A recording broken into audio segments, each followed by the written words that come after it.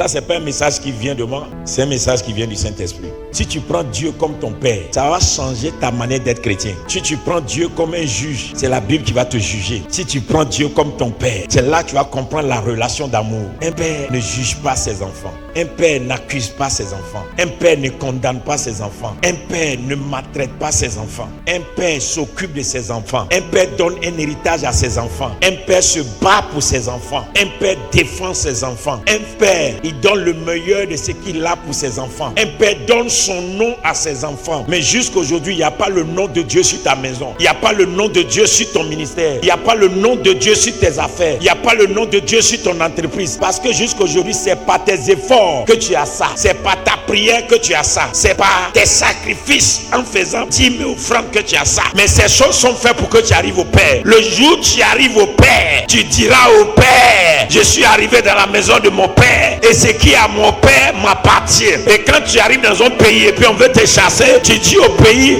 vous êtes les locataires de ce pays. Mais mon Père est le propriétaire de la terre. Tu ne peux pas me chasser de là-bas. Le jour où tu arrives quelque part et que l'argent te manque, tu n'attends pas qu'une banque soit la personne qui t'appuie. Tu dis, Dieu le Père, ton fils a besoin d'argent pour réaliser cette affaire. Sinon il sera dans la honte et le ciel est débloqué pour toi. Le jour où tu sais que tu es dans la dimension Père, tu sais que ton Père a des anges et il les a mis à ton service. Quand tu es en danger, tu dis, mon Père, où sont les anges?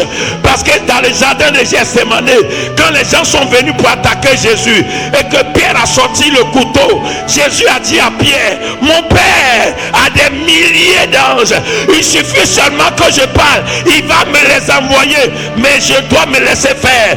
Ton Père a des anges pour t'assister, pour t'accompagner, pour t'aider à réussir, pour bâtir ta destinée.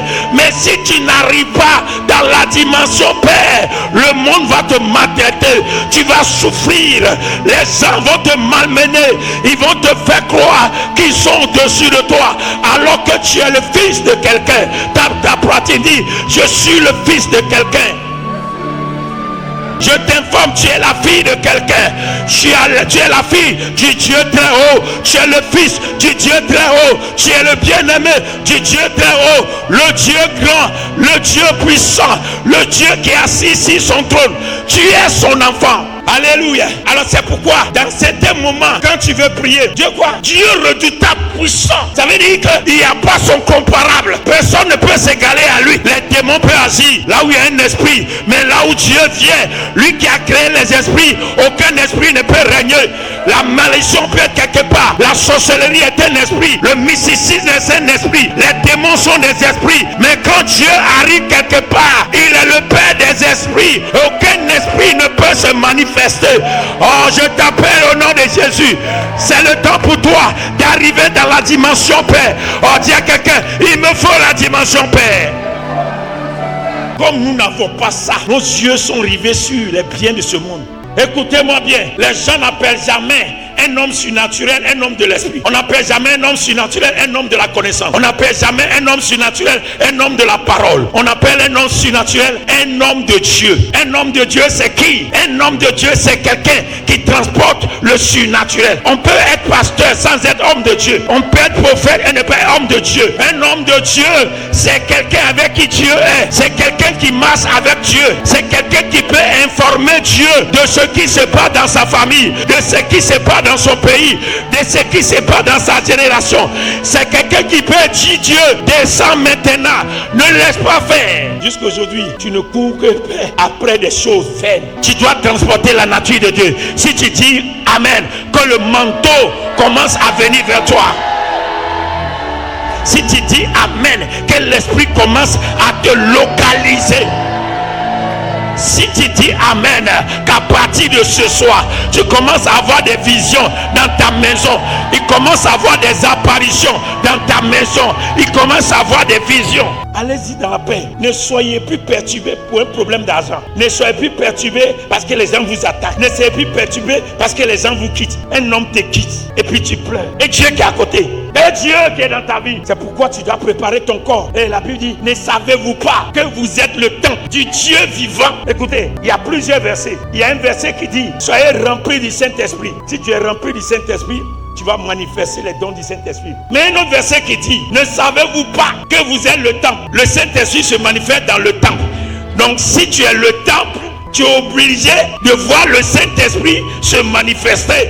Parce que là où il y a temple, Dieu rentre là-bas. Si tu deviens le temple du Dieu vivant, si tu prêtes ton corps à Dieu et que Dieu, tu utilises ton corps, le Saint-Esprit est obligé d'éventrer la part. Des milliards là, tu peux les avoir. La position, tu peux l'avoir. Le règne, tu peux l'avoir. L'influence, tu peux l'avoir. Tout simplement parce que tu sais qui habite en toi.